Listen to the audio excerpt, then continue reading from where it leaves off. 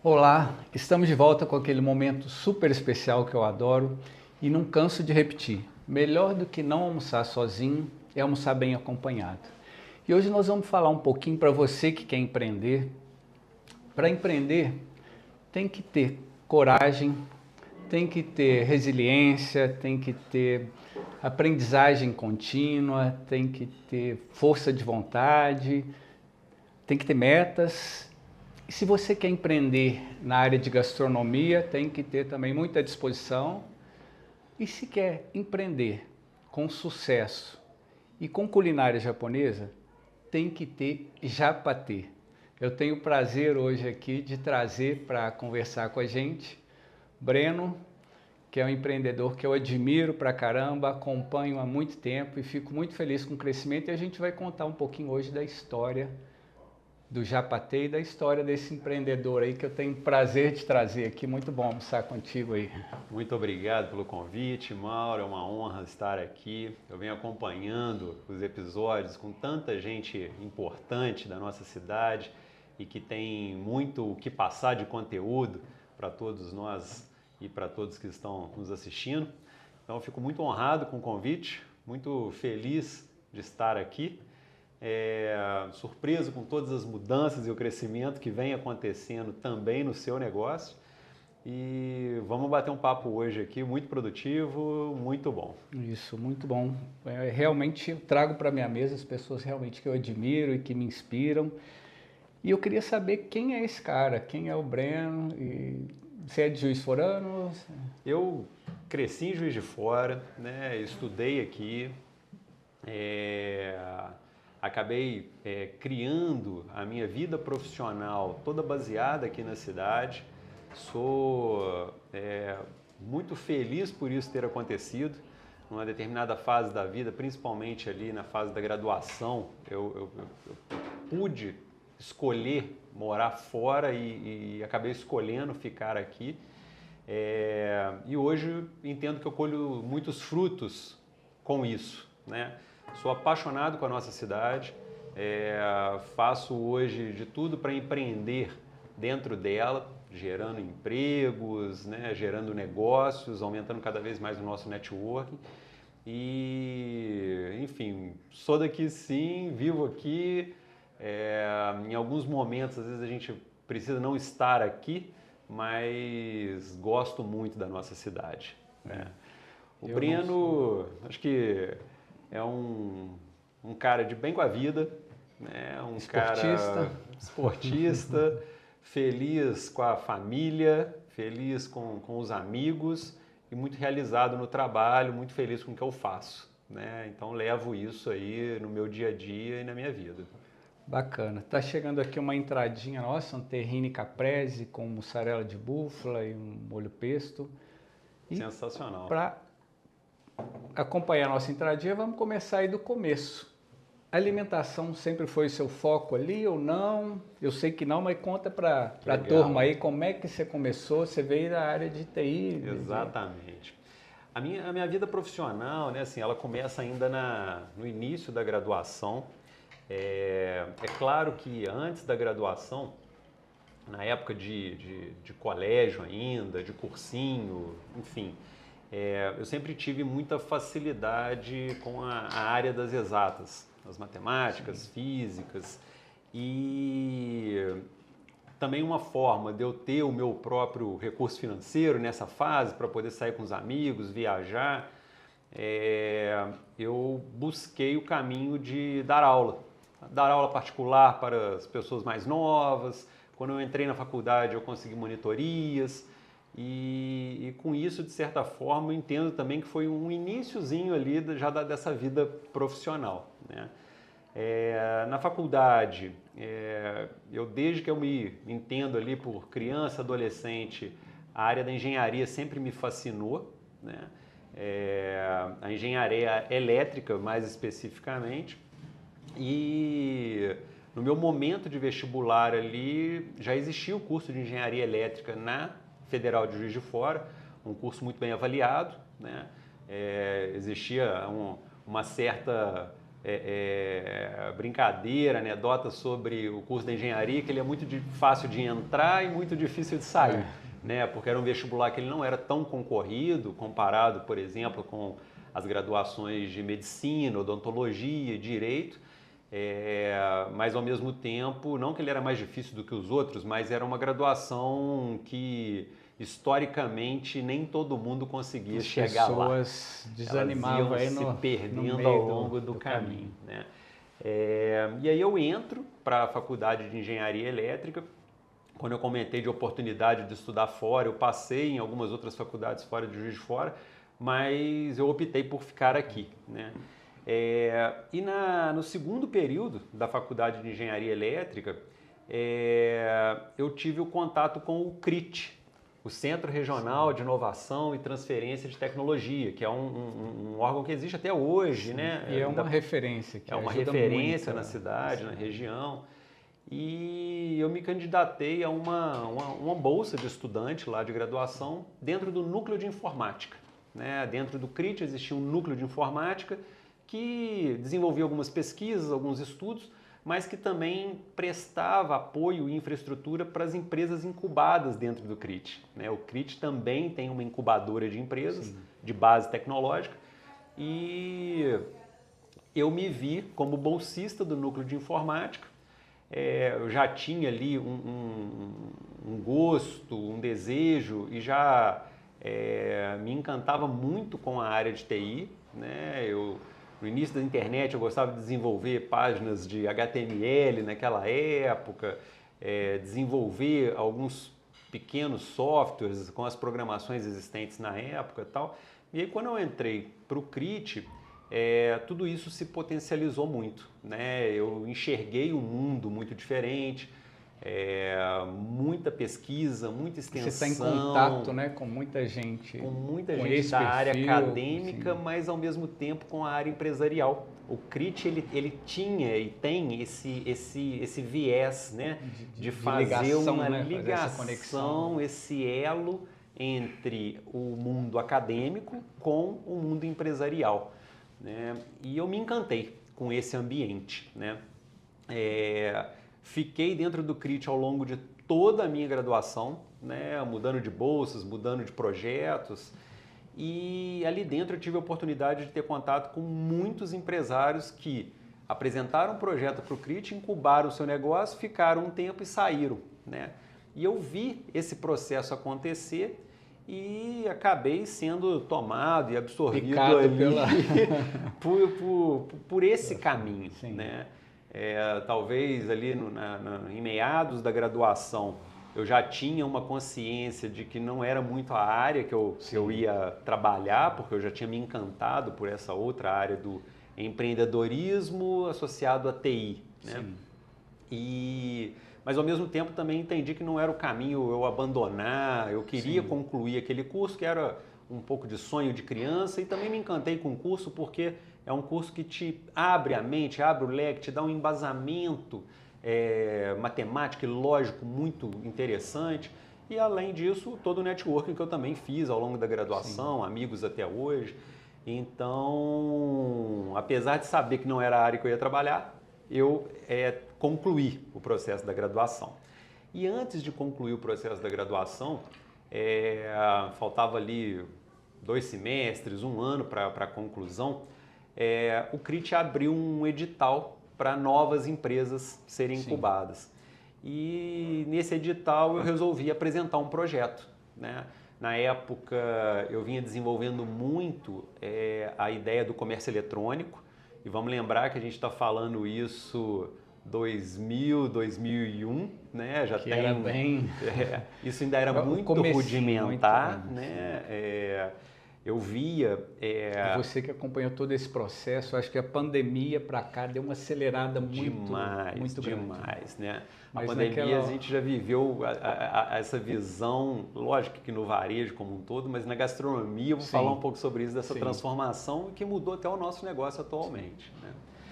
Mas nesse momento, a gente entra com um projeto dentro do CRIT, nasce a Virtual Business, né? Uma empresa de TI, com um projeto de desenvolver uma plataforma de comércio eletrônico para micro e pequenas empresas, Porque naquele momento você Em tinha... nichos específicos, não. Assim, Varejo. Varejo. Né? Então, a ideia era, você tem grandes players no mercado que também estavam iniciando no comércio eletrônico. Era muito inicial, nichado e muito sim. inicial. Mas, ao mesmo tempo, o varejista pequeno de uma cidade, ele não tinha tecnologia e recursos para vender na internet. Ele não tinha acesso. Hoje você tem serviços na internet que você contrata e vende, né, pela internet. Naquela época isso não existia. E aí a gente desenvolve uma ferramenta de comércio eletrônico e começa a comercializar essa ferramenta na cidade de Juiz de Fora. Então muitas marcas em Juiz de Fora entraram nesse início dos anos 2000 a vender pela internet através da virtual, através dessa solução. É claro que a gente também ampliou a virtual, então, além dessa solução, a gente também... Aqui a gente vai falando e beliscando. Vamos comendo, fica vamos lá, eu quero experimentar. A gente também acabou desenvolvendo uma linha de fábrica de software, então, imagina que uma empresa precisa desenvolver um software que ela não encontra no mercado. Sim. Ela tem que contratar uma empresa para desenvolver para ela. E isso era um nicho muito forte, principalmente em grandes empresas, né? A gente atendeu grandes empresas aqui na cidade, em Minas e no Brasil como um todo. Desenvolvemos também uma linha, estou trabalhando com comércio eletrônico, o meu cliente precisa vender pela internet, mas para vender você precisa de marketing. E nessa época já iniciava-se o conceito do marketing digital. Então a gente acaba ramificando e abrindo também uma agência de marketing. Você foi pescando as oportunidades entendendo as oportunidades e abrindo. Isso eu acho que você já deixa aí uma grande dica aí para quem quer empreender realmente, porque especialmente agora os mercados, o perfil de consumo está mudando muito rapidamente, né? Então você tem que estar antenado, né, com as tendências, com a mudança de perfil, mudança de comportamento do consumidor e trazer aí as novidades que vão abraçar, que vão realmente atender essa nova demanda que vai surgindo. Verdade. Aí, né? Eu acho que existe uma frase que muita gente usa, né? É que existem fases enquanto existem algumas pessoas chorando, existem algumas pessoas vendendo lenço, né? E é um pouco disso que você está falando. Você identificar no mercado alguma oportunidade, às vezes transformar uma dor ou uma necessidade numa oportunidade de negócio, né? Eu acho que nesse momento a gente conseguiu identificar isso muito bem. A virtual cresce, né? Ela passa por um processo eles chamam também de graduação, quando ela termina o processo de incubação, e a gente sai do CRIT e monta o nosso escritório numa área nova, no Shopping Alameda. Ele tinha acabado de construir o 4º andar, uma área que foi construída para ser escritórios. Sim. Num conceito onde você tem um shopping, uma praça de alimentação, você tem lojas e em cima você tem escritórios. Também muito visionário naquela época, os empreendedores ali. Eu falo sempre, já citei em alguns podcasts aqui, o Arbex é uma raposa. E ele tem uma parte nessa história toda que a gente vai contar. Eu acho que ele é um dos maiores conhecedores de shopping center do país, quiçá do mundo, porque o cara entende muito, é um grande empreendedor. E o Alameda realmente foi um divisor. Um divisor de águas para a cidade. Tirou um pouco daquele conceito do shopping, que era uma galeria no centro, né? Então, o Alameda acho que veio realmente para mudar um pouco essa mentalidade, essa cultura. Nessa fase da virtual, éramos 3 sócios, eu, o Felipe e o Thiago, né? Quando a gente vai para o prédio do Alameda, o Thiago segue com a gente ainda há alguns anos, mas depois se desliga, né? Entende que busca outros caminhos ali para a vida dele. E eu e o Felipe, a gente continua com a empresa de TI, né? Com a virtual, com todos esses desmembramentos. E no Alameda existia uma temaqueria que tinha sido recém-aberta, o Japa Temac, né? Na cidade já existiam operações de comida japonesa muito tradicionais e que foram pioneiras e inovadoras. Mas o Japa Temac... do Shizen com o Beto, através do Beto, o Magda à frente lá, né? Um projeto do Renato. Exatamente. Já nesse momento já existiu o Edo, que também foi um dos primeiros ali que conseguiram montar um ambiente e tracionar o público para essa gastronomia. E eu acho que a gente estava falando também nessa época, acho que da chegada da Mercedes-Benz, que trouxe muitos, principalmente alemães para a cidade. exatamente. Tudo, Acho que tiveram algumas empresas na cidade que potencializaram essa vinda externa de cultura. que não né? era uma cultura tão enraigada aqui, né, de culinária japonesa. Nem um pouco. Eu trouxe o Wilson Cid aqui em determinado momento e falamos muito da criação, da construção de Juiz de Fora, né? Ele tem o livro As Margens do Paraibuna, e a nossa influência é principalmente ali alemã, sírio-libanesa e italiana também. Então, o que eu vejo acontecer nesse momento, além acho que da Mercedes, grandes empresas como a MRS, por exemplo, que começa a ter uma interação muito grande com São Paulo, com sim, Rio, com então vem centros, pessoas de grandes centros para cá, e aí também começam a buscar coisas novas aqui dentro, e isso cria oportunidades e tal. E a cidade cresceu, né? As grandes empresas daqui, sejam as familiares ou as empresas que já tinham um viés maior de crescimento, começam a buscar cultura fora, né? E isso também abre a mentalidade para dentro da cidade. Fora os empresários que trouxeram diversos negócios diferentes para a cidade. O Japatemaki, ele nasce com o Marcelo, que era um engenheiro civil e que trabalhava na construção de casas para vender. E a proposta dele, diferente dessa culinária japonesa mais elitista, mais sofisticada, onde você tem uns restaurantes muito grandes e tal, ele vislumbrou a oportunidade de uma temaqueria, de um fast food da comida japonesa, né? E nesse momento ele inaugura... chegando aí nosso prato lindo, prato hein? aqui já. Qual que é a nossa opção hoje aqui, Mauro? Opa, deixa ele trazer o meu aqui que a gente já vai... Explica o prato falando pra gente. E ele abre o Japatemaki na praça de alimentação do Alameda, numa esquina pequenininha, né? Onde o foco era vender temakis, né?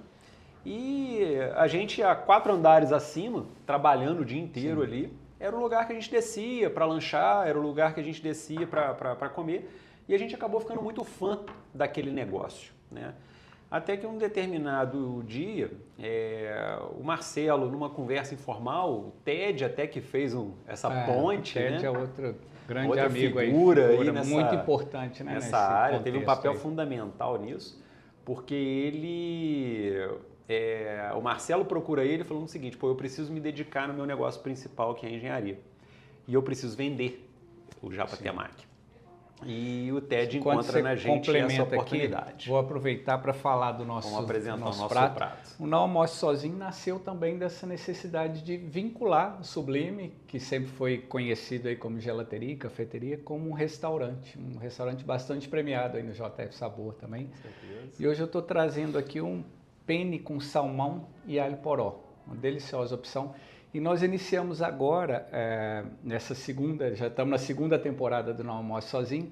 A pessoa que vier, a partir de hoje, quinta-feira, até a próxima semana e pedir esse prato servido para você aqui, salmão com penne com salmão e alho poró, ela ganha ou uma sobremesa ou uma taça de vinho para acompanhar o seu prato. Então, tá valendo aí, para quem está escutando a gente aí. Isso aí. Vamos saborear, depois você me conta aí como é que tá aí.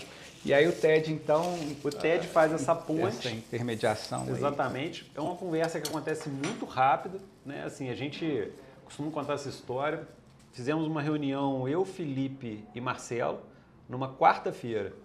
Numa sexta-feira, a gente estava fechando caixa do Japatemaki já como nosso, né? Então, naquele momento aquela a gente, coisa mais no susto ali, vamos e... a gente vislumbrou, na verdade, uma oportunidade de investimento, uma diversificação nos negócios que a gente tinha e assumimos, né, esse negócio com o compromisso de buscar uma melhoria contínua nele, conseguir evoluir. Vamos experimentar aqui o prato, hein?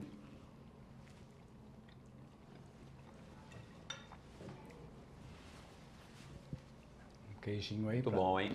Muito bom. E a partir daí, a gente começa a compartilhar, né, o nosso trabalho ali. na empresa de TI e com o Japa, mas trazendo também muitas melhorias para dentro daquela operação, né? A operação, por exemplo, a gente tinha um viés muito de sistema, né? Nós usávamos muitos sistemas para melhorar os processos e as atividades das outras empresas. Sim. E o Japa Temac, ele ainda estava naquele momento ali nas comandinhas manuais, fechando caixa na mão. Então a gente implantou um sistema. Com o sistema a gente começou a apurar o produto que mais sai, o produto que tem melhor margem, o que funciona melhor para a operação, e a gente começou a implementar melhorias, né? Trouxemos um leque de produtos novos, implantamos rodízio, e esse negocinho que era quiosque, muito, né, pequenininho, ele de repente cresceu. E isso chamou a atenção do Arbex que você comentou, né? Dentro do shopping a gente informa o faturamento, né? E ele acompanhou isso até no momento que ele olhou para o nosso negócio, chamou a gente para conversar e falou, olha, eu tenho uma experiência de shopping muito grande, eu convivo aí com diversas redes de shopping e tal, não existe uma operação de alimentação, de gastronomia no segmento japonês que tem o faturamento que vocês têm por metro quadrado, né? Vocês realmente são um fenômeno. Dá uma atenção para esse negócio, né? E isso realmente acendeu ali uma luz para a gente. Falou assim, pô, a gente está aqui com a empresa de TI e tal, a gente já tinha se encantado pela área da gastronomia, mas não tinha dimensão de que aquilo ali poderia se transformar numa coisa que se transformou, né? Isso era que ano? A gente está falando já em 2010. De 2010 a 2011 ali, no primeiro ano que estava com a gente. Nessa fase, quando aconteceu isso, a gente também teve uma feliz, eu acho que acontecimento que foi das nossas vidas se esbarrarem aí com o Pedro e o Bill da GPME, naquele momento ainda era gerencial. Né? São duas pessoas fantásticas, né, que desde 2010 estão com a gente, né? A gente está falando de 14 anos de uma relação muito intensa ali nos negócios e de apoio, de acompanhamento. A gente chama eles avaliam esse negócio e entendemos em conjunto ali que o melhor formato para a gente expandir ele era através do formato de franquia. A gastronomia, você é uma pessoa que consegue contribuir muito com isso também, é um tipo de negócio que realmente demanda uma presença, um acompanhamento, principalmente quando você tem uma cozinha de transformação, né? Onde você compra insumos, transforma e vende um produto acabado. E expandir unidades próprias e fazer uma gestão à distância não era o caminho, né? A gente precisava ter alguém lá na frente como um dono, um proprietário e tal. E isso começou a se associar que o modelo de franquia era o ideal para isso. Então a GPME vem, faz todo um trabalho de estruturação para isso acontecer, né? Então a gente documenta processos, criam-se manuais, cria-se COF, contrato, e a gente tem tudo isso em mãos, mas mesmo assim ainda com uma insegurança de vender, né? E antes de vender, a gente entende que, pô, vamos abrir uma segunda unidade para a gente entender se é isso mesmo e tal. E aí nasce o Japa Temac naquele momento do Spazio, né? Que ele foi a nossa segunda loja, debaixo daquela tenda. Um conceito bem diferente, né? Bem muito bacana. Diferente, um restaurante sem parede, um restaurante, né, num ambiente aberto, num ambiente muito diferente do que se tinha até o momento aqui na cidade. Um projeto que é outra coisa também. Juiz de Fora, eu falo muito de Juiz de Fora como vanguarda. Falo que a gente tem um pé na vanguarda e um pé na roça. Ele tem muito dessas características de grande cidade, muitas inovações acontecem por aqui, mas ainda guarda essa característica de cidade do interior, né? E o Luiz Alfeu aí trazendo o Spazio também com uma grande sacada, um espaço muito charmoso, né? Você teve um convidado aqui, o Alessandro Ebert. A esposa do Alessandro, ela tinha um café Lembro que disso. funcionava Sim. ali, debaixo daquela tenda. Um ambiente muito Sim. bonito. E o café já tinha fechado, mas a estrutura, o ponto ainda era dele. Sim. E aí a gente consegue apresentar para o Luiz Alfeu um projeto de restaurante de japonês ali. O Luiz Alfeu compra a ideia, a gente consegue negociar com o Alessandro e dessa negociação a GPME é muito à frente. Na época a gente trouxe 2 amigos ali que também tinham interesse em investir. Não era um modelo de franquia, mas eles entraram na sociedade. Então forma-se uma sociedade, o Breno, o Felipe, mais 2 amigos e abrem o Japa Temaki do Espásio. Né? E é um sucesso. Né? É um restaurante que realmente colocou a gente no mapa de Juiz de Fora, colocou a gente no cenário da gastronomia. Inovou em todos os sentidos, né? Assim, pelo Muito, conceito, por ampliar realmente esse acesso também à gastronomia. Exatamente. Culinária japonesa. Esse restaurante ele nasce em 2012, né? E dali a gente também trouxe muito aprendizado, porque até então ela era uma temaqueria no Alameda e que se transformou num restaurante. Aí sim, você tem o serviço, você tem um salão, você tem garçons, você tem uma carta de vinho, você tem uma cozinha mais estruturada, deu possibilidade de trazer novos produtos. E aí sim, em 2012, a gente trabalhou até 2013. Em 2013, a gente se sente seguro e através de uma oportunidade também no shopping, surge a primeira franquia propriamente dito. Né? Os nossos primeiros franqueados, Ricardo e Alan, né, que também vieram através da GPME, do Pedro e do Bill. Sim. A gente consegue um espaço no shopping onde é o Japatê hoje. Né? A gente está falando de 2013, essa loja ela fez 10 anos no ano passado. Sim. Esse ano ela completa 11 anos. A gente sabe a dificuldade que né, manter um negócio durante 11 anos como franquia dentro de um shopping. Dentro do shopping, sim. Né? Eu acho que nós ainda vamos ter a oportunidade de falar um pouquinho do Ricardo aí, que é um grande amigo também, uma pessoa que eu admiro bastante, mas acho que foi um trunfo de vocês trazerem também esse franqueado como primeiro. Certamente ele deve ter ajudado muito nos redirecionamentos, Não tenha dúvida. nos ajustes aí Quando você vê uma franquia pronta, formatada, estabilizada no mercado, muitas vezes a gente não enxerga como ela começou, né? E não imagina.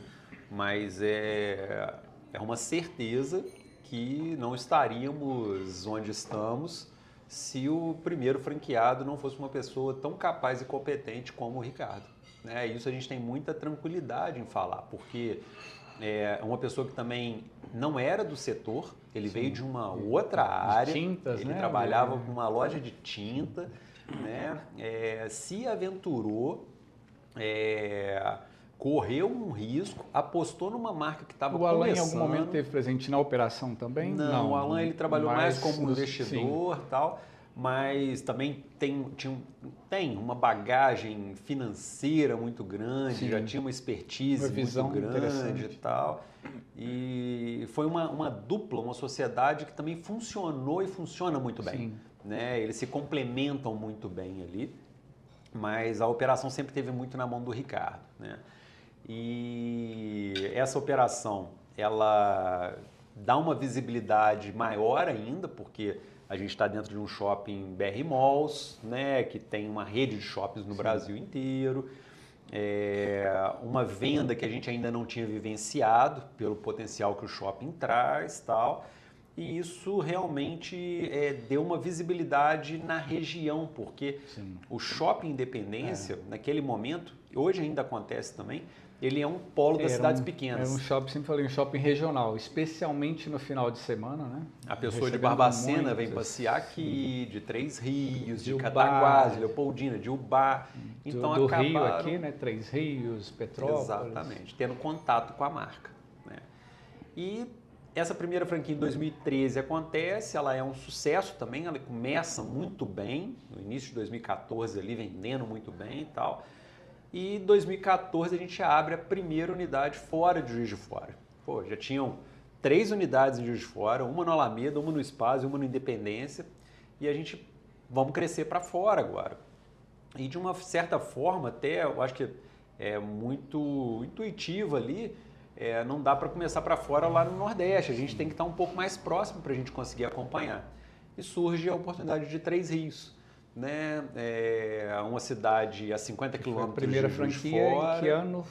Isso a gente já está em 2014. Né? Então a gente tem 2013 o Independência, 2014 Três Rios, que também é um sucesso de venda, ela chega na cidade mexendo com a cultura local, com tudo, e um ano depois a gente inaugura o bar. Então 50 quilômetros descendo a BR, indo para o estado do Rio, o bar 100 quilômetros indo um pouquinho para o norte de Minas, e aí a gente começa a viver esse processo de que a coisa funciona, você ter unidades, franqueados, treinamento, e claro que com isso a gente acaba também aprendendo muito. Então, esses primeiros franqueados, essas primeiras pessoas que se envolveram com a marca, elas foram fundamentais para a gente conseguir chegar onde a gente chegou hoje. Né? Vou aproveitar o seu gancho.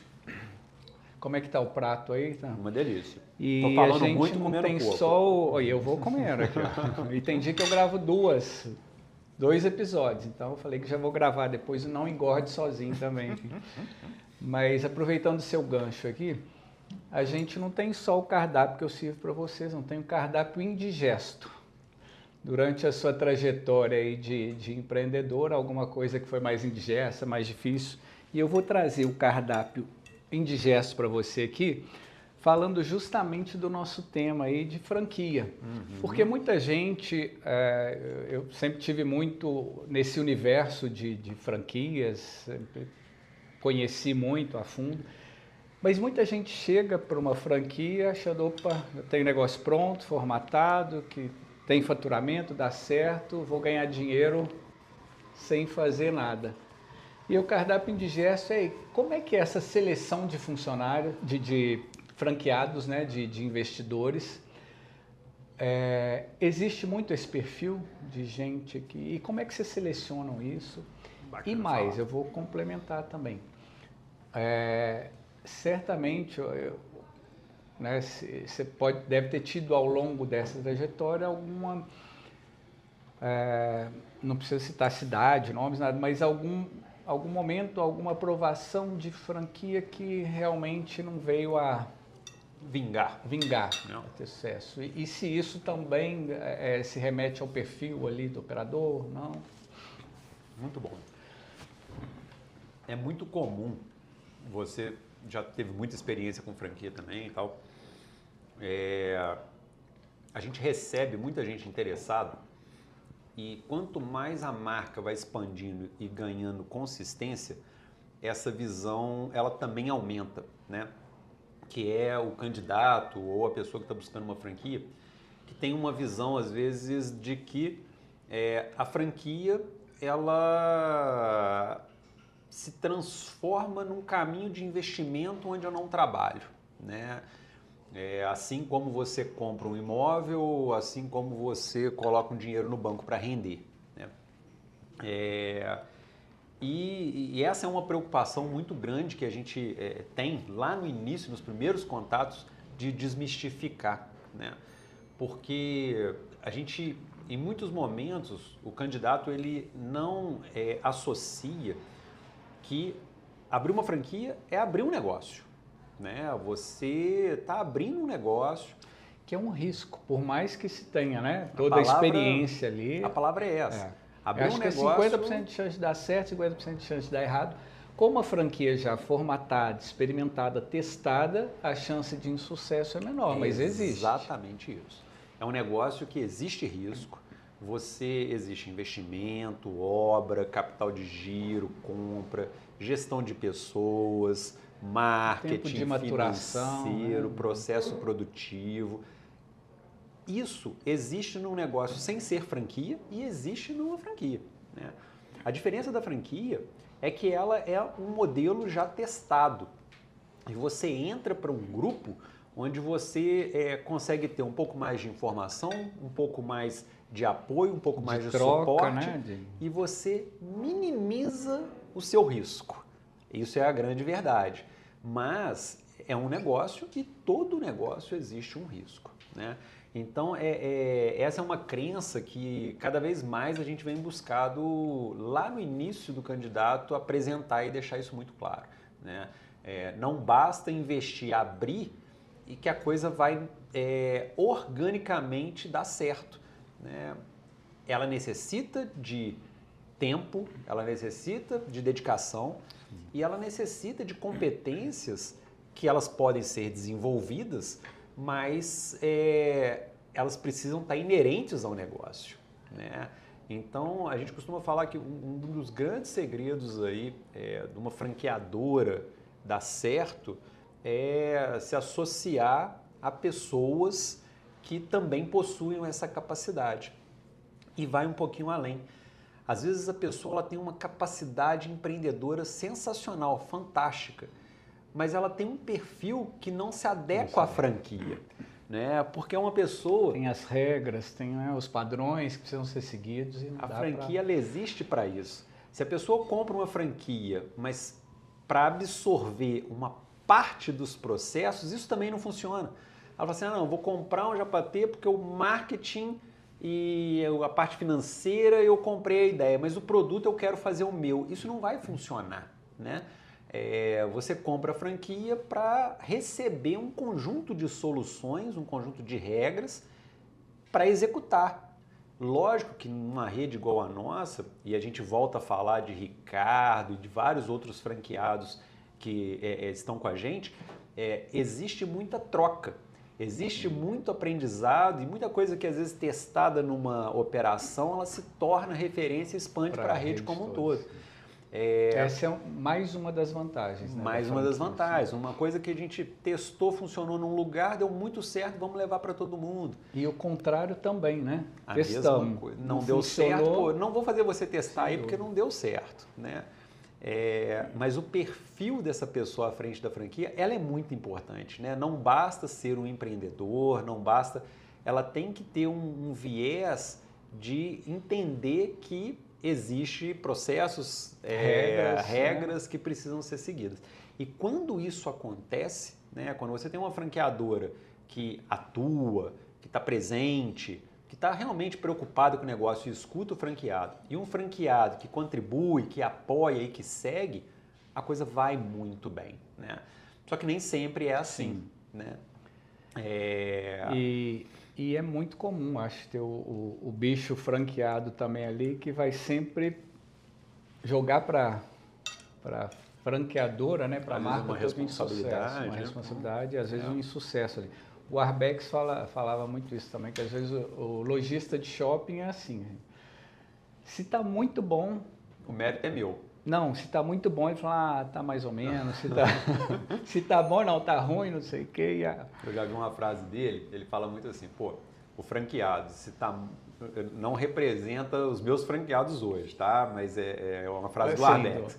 Ele fala, pô, o franqueado tá muito bom, o mérito é dele. Se tá ruim, a culpa é da franqueadora. E a gente tenta buscar uma relação muito diferente com os franqueados. Porque o sucesso depende, né? Para dar de mão dupla, certo, não tem jeito para dar de ser certo, diferente. Franqueador e franqueado precisam trabalhar muito bem, né? Para dar errado, basta um dos dois não trabalhar bem, né? Então o conjunto ali, a parceria faz também acontecer. De você estar num negócio onde só uma das partes, assim, porque o objetivo final ali é o resultado, é o lucro, realmente a pessoa está investindo também para ter o seu retorno. Onde só uma das partes quer, né, todo o louro do negócio. E às vezes, eu vejo muito, converso com algumas pessoas, conversei com a Cristiane do Spoleto, que é outra empreendedora que eu admiro demais, e eu vejo que essa sensação dela de mão dupla, de via de mão dupla, assim, essa interação. E não tem jeito de um negócio ser longevo e né, crescer tanto se essa relação não for muito saudável, né, para as duas partes. Existem algumas teorias, né, falam que essa relação franqueador-franqueado ela é cíclica, né, assim, tem fases que ela está muito bem, tem fases que ela passa por dificuldade. Isso é relacionamento. Normal, é exatamente isso. Se no você casamento, for enxergar com filho, isso a sua relação com um casamento, com amigos, com filhos, é isso, né, assim, existem ali uma situação que se repete, né? o importante é ambos sentirem que estão focados e buscando a melhora do negócio. E o mesmo objetivo ali. O mesmo objetivo juntos. Então, hoje, isso é uma coisa que eu trago com muito orgulho. O mundo dos negócios, né, a área do empreendedorismo e tal, ela é uma área que tem altas e baixas. Né? Existem momentos difíceis. No Brasil, né? No Brasil a gente vive isso, né? Assim, associado à política, à situação econômica e tal. Mas conseguimos criar uma rede onde existe muita parceria, muito companheirismo, muita transparência, né? Muitas vezes o problema do franqueado ele não é um negócio, às vezes ele está passando por um momento de vida difícil. Na vida pessoal. Na vida pessoal e tal. E é uma coisa que a gente senta e tem que falar sobre isso. Sim. Né? Porque isso influencia na atividade dele e tal. E a franqueadora também tem que entender que lá na ponta são pessoas. Sim. E são pessoas que apostaram e acreditaram numa ideia que a gente criou. Sim. Então, e muitas vezes nem no seu negócio, em você, às vezes, na sua. A grande maioria das vezes. Quando você tem, às vezes, uma marca de porte multinacional tal, você nem sabe quem está por trás, você compra a marca. O nosso negócio, ele ainda é muito, estou comprando a ideia desse cara que está à frente, né? E isso tem um peso muito grande, eu tenho que fazer isso valer ali na frente, né? Seja de tempo de dedicação, seja de estar acessível para conversar, seja de poder ter abertura, de entender as particularidades que ele está vivendo. Isso é muito importante num negócio de franquia, né? Então, é uma coisa que a gente conquistou e a gente admira muito, né? Assim, tem momentos difíceis, mas sempre sendo tratado com muita humanidade, com muita preocupação com as pessoas físicas também, né? E não só o negócio pelo negócio, o número pelo número.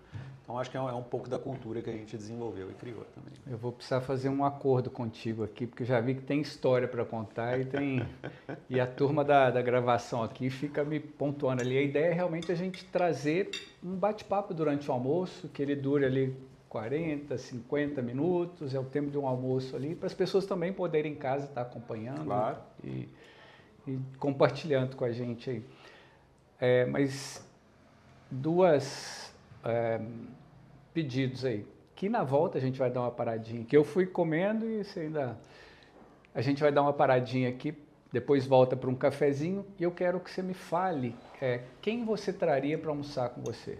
Eu não... Reforço sempre, eu trago pessoas que realmente me inspiram, que eu admiro, e tem alguém nessa sua trajetória que tenha te inspirado, quem você traria para... E uma outra coisa, a gente tem se encontrado pouco, muito pouco, né? Corrida a vida, as poucas vezes a gente se encontra, então a gente tem que combinar contigo aí de vez em quando, ligar, vamos tomar um cafezinho, não sei o quê, porque você tem muito a aprender aí também com toda essa sua história, com esse dinamismo aí. Certamente empreender com franquia não é fácil, tem todos esses benefícios, de fato, tanto é que cresce a cada ano, especialmente com alimentação, né? Mas na volta também a gente vai ter um tempinho, eu quero que você me fale dessa expansão das marcas também. Muito a gente legal. Tocou no Ricardo, que aí no meio de uma dor que foi a pandemia também, com shopping tudo fechado, nasceu uma novidade aí bem bacana, que eu tive o privilégio de experimentar também, sensacional. E tem mais uma novidade que você vai contar. Excelente. A gente vai terminar aqui nosso almoço aqui, já a gente volta para o cafezinho e essas dicas e as últimas histórias e últimas novidades aí do grupo Japatê, Camaré e Unamê. Maravilha, já a gente conta.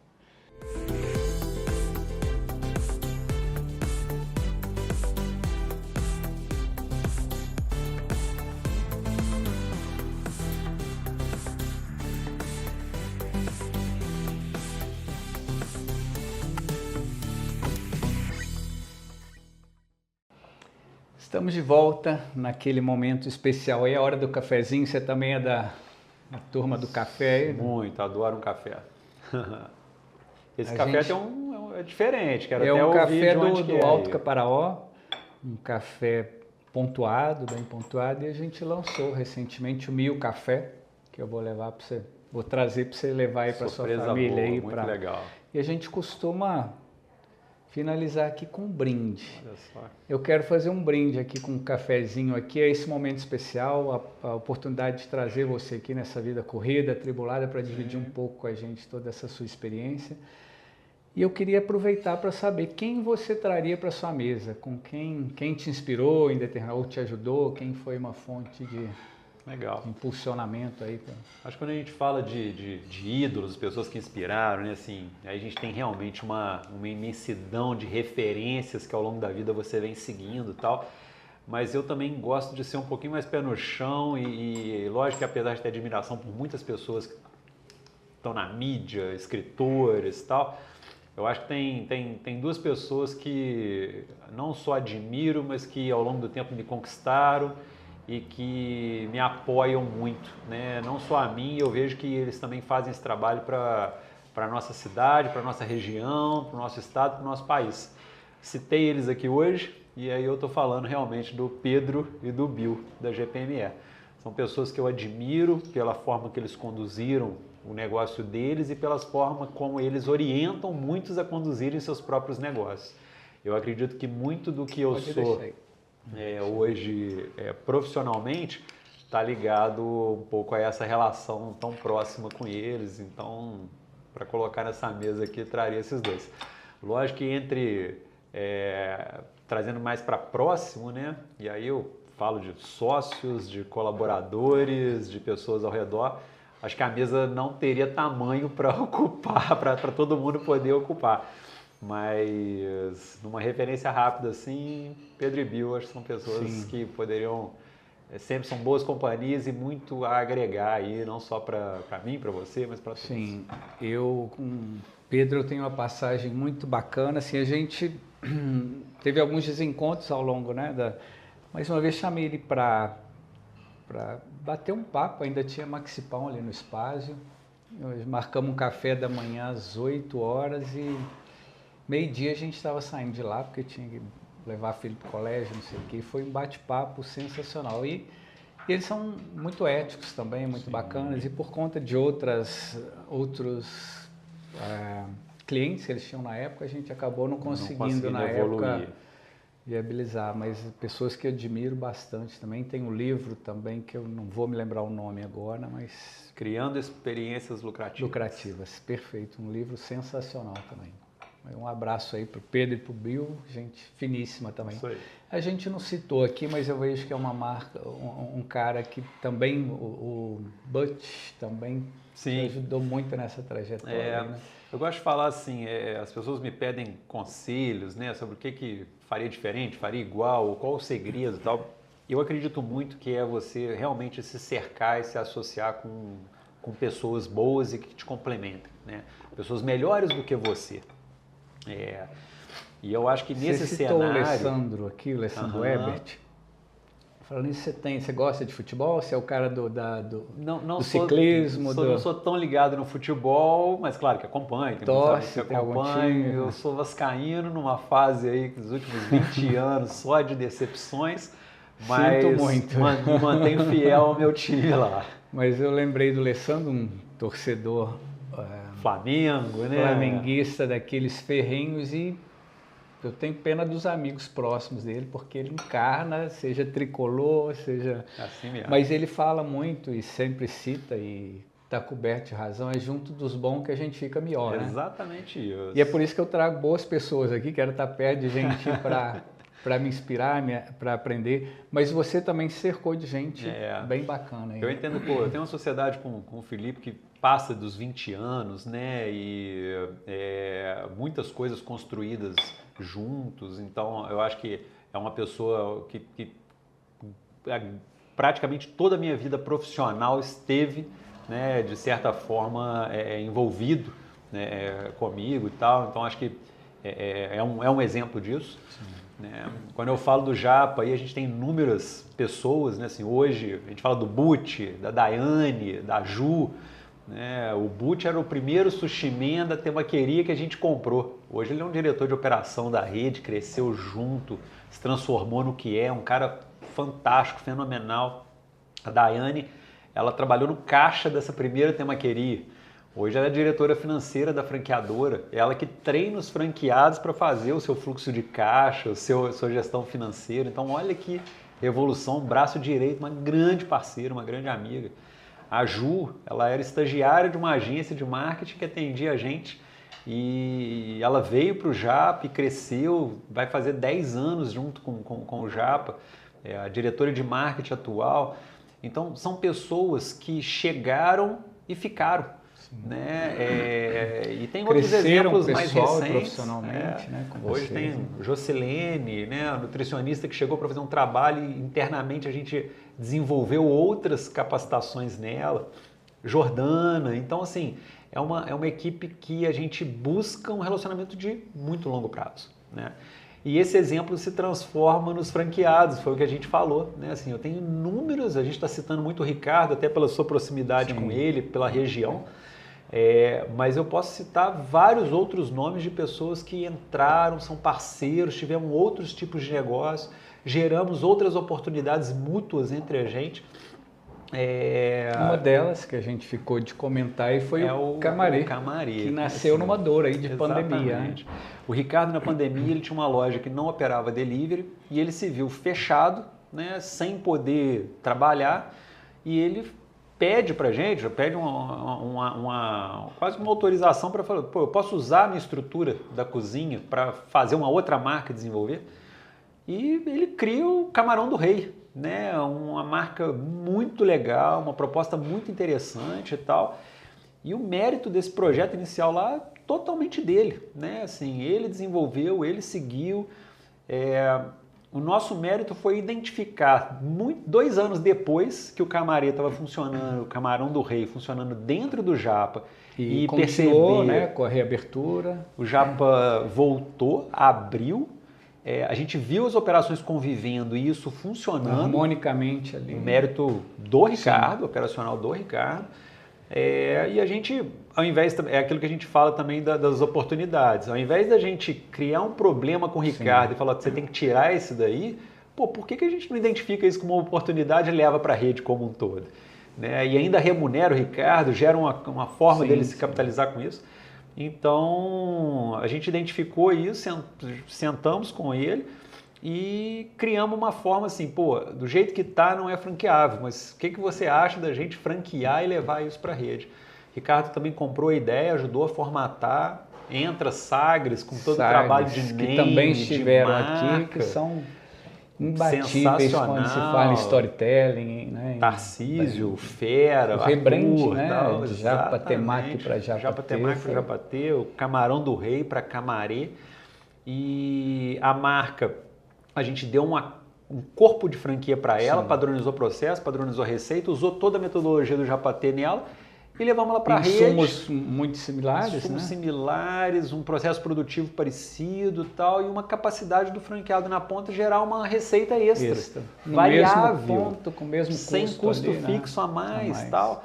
Então é o conceito de que o mercado usa muito o termo de dark kitchen hoje, cozinha compartilhada, que não é uma invenção, mas se potencializou, não é uma invenção recente, mas se potencializou muito com a pandemia, porque o delivery se potencializou, né? E hoje é uma realidade. O Camaré tem 9 cidades, né? Todas elas dentro da cozinha do Japatê, agregando faturamento para o Japatê, agregando faturamento para o franqueado, sem aumento de custo fixo. Sim. Né? Mas que também, no meu entendimento, pode também virar uma operação física, com loja física. Há essa pretensão, esse estudo para acontecer? Acho que é uma marca que a gente vem trabalhando hoje. Já existe um plano até para um curto prazo da gente começar a experimentar alguns pratos num PDV mesmo, dentro da loja. E se a tendência é se a gente entender que existe demanda, adesão e tal, nada impede do Camaré começar a surgir como uma marca independente do Japatê, com lojas físicas. E tem mercados com quem eu estava conversando ontem com um grupo de amigos que vieram para o rodízio de caldos aqui e comentando de Florianópolis, que ele é apaixonado por camarão. Foi num rodízio de camarão. Imagina, tudo de só, camarão. sim. Então tem mercados realmente que assim, tem uma demanda, as pessoas consomem muito. Exatamente. E a gente acabou se especializando nisso, né? Assim, entender no que você é bom e também saber falar não para o que você não é, o que você não quer, é muito importante, né, Mauro? Aquela coisa do generalista, e a gente, acho que gerações mais antigas foram muito criadas assim, você tem que entender de tudo, saber de tudo, fazer de tudo. Como é bom a gente focar naquilo que você é bom de fato e se cercar de especialistas, de gente boa em cada um na sua área, né? Você vê, a gente levou ali 11 anos para chegar com o Japatê como franquia aqui. O Camarê com 6 meses, 1 ano, né, já se transformou e já tem o porte que tem.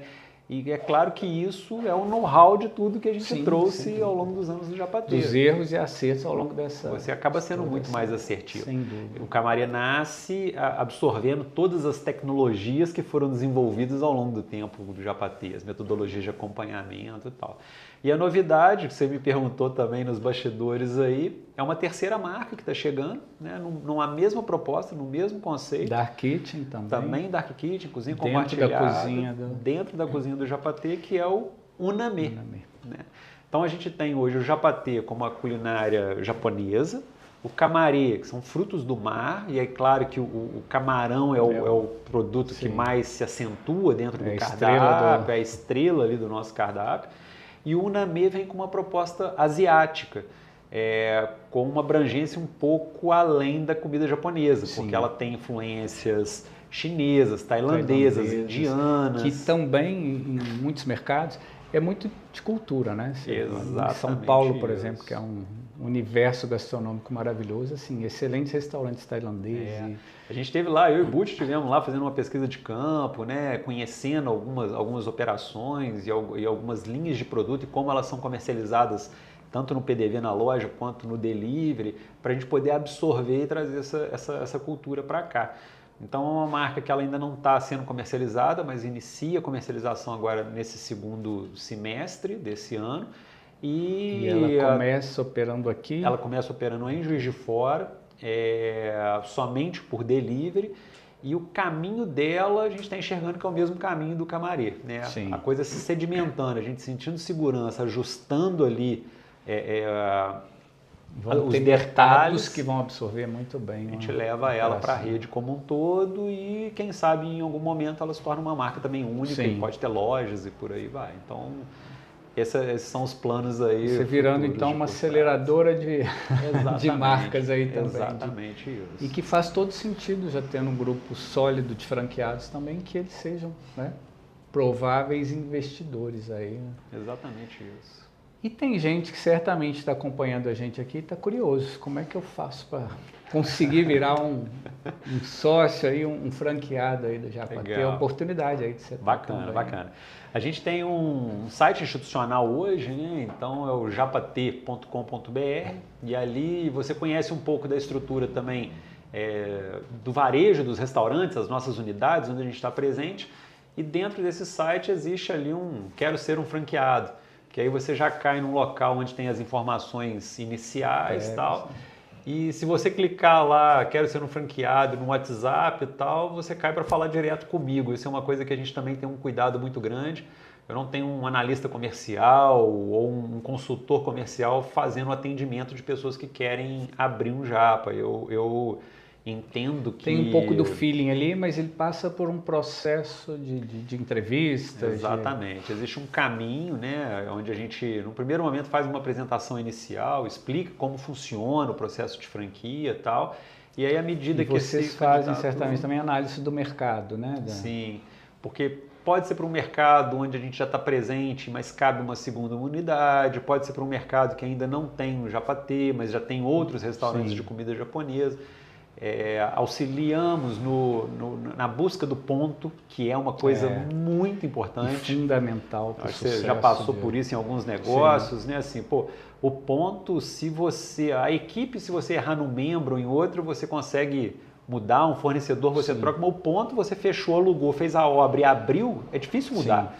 Então, o ponto é um fator muito decisivo e a gente se envolve muito nesse ponto, né? Então, é um dos processos das etapas de se tornar um franqueado. Sim. Então, se alguém tiver interesse de conhecer um pouquinho mais, sem compromisso, quiser evoluir, japat.com.br, ali você consegue ter as primeiras informações e lá tem link para vir falar direto comigo para a gente poder bater um papo, conversar e tentar evoluir esse desejo de muitos de empreender.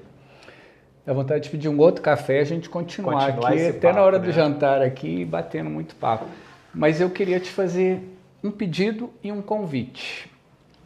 Toda quinta a gente está aqui no Não Almoço Sozinho, então eu convido você para acompanhar com a gente, almoçar junto com a gente aí e ouvindo boas histórias, grandes personagens e personalidades aqui da nossa cidade, grandes empreendedores.